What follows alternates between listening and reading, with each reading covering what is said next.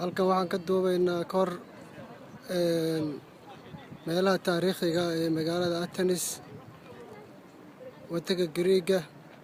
Acropolis-ka weeyaan dhismayaalkii hore oo ummadihii hore ay dhiseen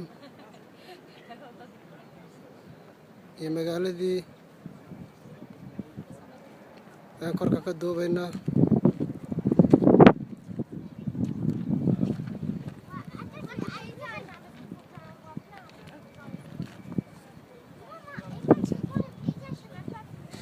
magaalada Athens